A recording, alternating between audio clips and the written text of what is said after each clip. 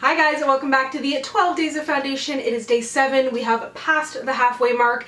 Today I'm actually re-reviewing a foundation, giving it a second chance now that I have the proper shade, and I feel like I like the formula better than when I tried it last year, and this foundation is no stranger to the world of YouTube. It is the Fenty Beauty Pro Filt'r Soft Matte Long Wear Foundation.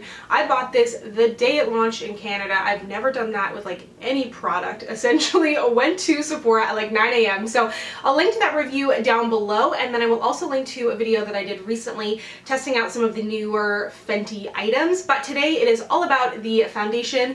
As always, I'll be putting it to the test, flash photo, wearing it throughout the day and showing you how it lasts. In addition to that, I will have timestamps down below. But let's go ahead and get started. So the Pro Filt'r Foundation has been out for quite some time now, and as we know, it comes with 40 different shades, which is incredible. Pretty sure she has plans, she being Rihanna, to release more shades. I have mine in the shade 310. Initially, I had worn 330. This foundation does darken or oxidize, whatever you want to call it, so keep that in mind. Maybe get a sample of a couple if you can from Sephora. You're getting a 1.08 fluid ounces in here, so just above the average size of a foundation. Retails for $34 Canadian and $42 American. No. I wish. Retails for $34 American, $42 Canadian. Comes in a nice glass bottle here with a little bit of frosting on it there and a pump. So I'm going to go ahead and put this on my face. I am going to prime my entire face today because I think that's the way I prefer to wear it. So let me bring you in a little bit closer. It's like Rue times her visits to the litter box around me filming. I'm actually filming later than normal today, and she's still in the litter box coming out meowing. So I definitely like a sponge with this foundation, and oddly enough on the Sephora website it says it's medium coverage, but it's definitely more full in my opinion. It can be medium depending on how you apply it.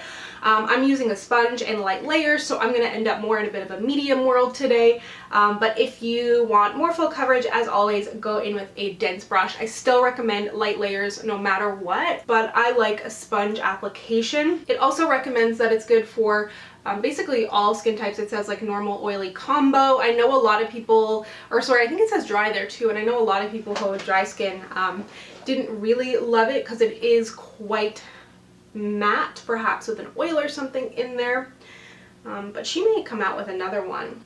You never know what she's got up her sleeve there, but this is definitely a better match for me. I took out 2 pumps, but the pumps are quite small. I'm gonna build up the rest here pretty much just on my cheeks, and I'm actually heading to go get my hair done. I'm just getting my highlights touched up a little bit. So sometimes I avoid testing foundations on days where I have something like this, but I was kind of like, you know what?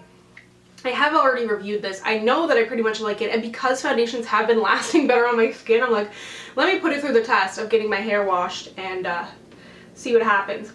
The reason I kind of avoid that sometimes in reviews is because it feels like it could be a little bit unfair, because if this ends up getting all messed up because of me getting my hair washed, then you can't like directly compare it to other reviews. I kind of like to keep everything more or less the same so you can compare results review to review, but I have already reviewed this and talked about it quite a bunch, and I mean, this is by no means a new foundation. So as you can see, I think this gives a strong medium coverage. I could have built it up even more, but this is where I'm going to leave it.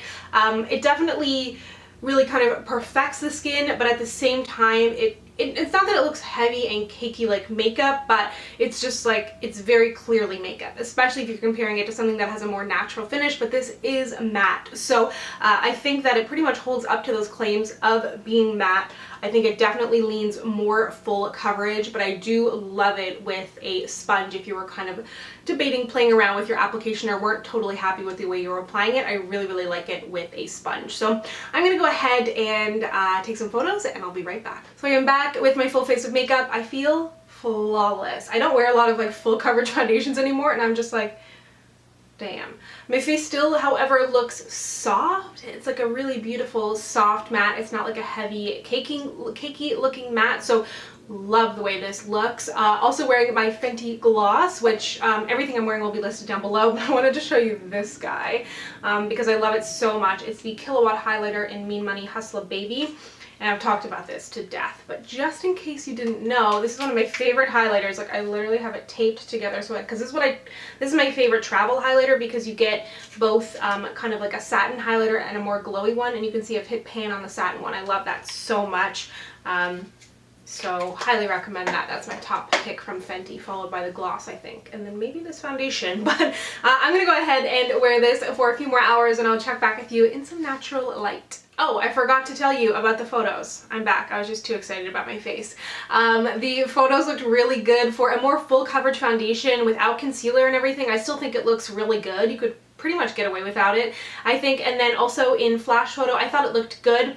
More full coverage foundations are a little less forgiving, I feel like, when it comes to a flash photo, because you have more of like a mask on your face, but I thought it performed pretty well in my flash photo test as well. So okay, now I will really be back in just a few hours in some natural light. Hey guys, just getting ready to race out the door for my hair appointment, but I wanted to do a quick check-in. I think things still look really good. Nothing has moved around, gotten oily. I definitely think it has oxidized a little bit, or at the very least darkened. Not to a point where it's bad, but definitely something to be mindful of when you're purchasing it. But I've got to go, so I'll see you at the end of the evening. Hey guys, it is now the end of the day. I am back. I am fluffy. I just left the hair salon. I was there for quite a while getting my highlights touched up. My stylist was like fitting me in, so she was like coming back to me in between clients. So I was there for quite a while, and then Toronto had their first big snowfall, or our first big snowfall, so it was just madness. My phone was dying, so then I had to stand out in the snow to wait for my Uber to come pick me up. But that all said, things look really good. I know when I tried this the first time, I did have a lot of oil come through, and then I also just had such an issue with the shade match, and a bad shade match can really just throw off a whole like vibe of a foundation. So this shade match is much better, even though I did mention there was a little bit of oxidization here. I feel like this could look cakey if you put too much on your face, but I like a sponge. I like a hydrating primer under there to smooth things out. But I do think it looks very, very smooth on the skin considering how matte it is. It feels really like almost nothing on the face. So build in light layers, as I've said before. Really, really comfortable. If you can figure out your shade, I recommend this one for sure. A lot of people loved it, and I didn't love it, but now I do. And if you're going to a Sephora, if you have one available to you, get a couple samples, take them home, wear them, look at it in different light to figure out your shade if you are really curious to pick it up for yourself. So definitely like this one. Glad I have since repurchased and found my shade in it, because the first time I tried it, it was not so good, but this time around, much better. So stay tuned for tomorrow, day 8 of the 12 days of foundation. If you'd like to connect with me, you can find me on Instagram, Twitter, and Facebook at SamanthaJaneYT, and I'll see you guys next time. Bye!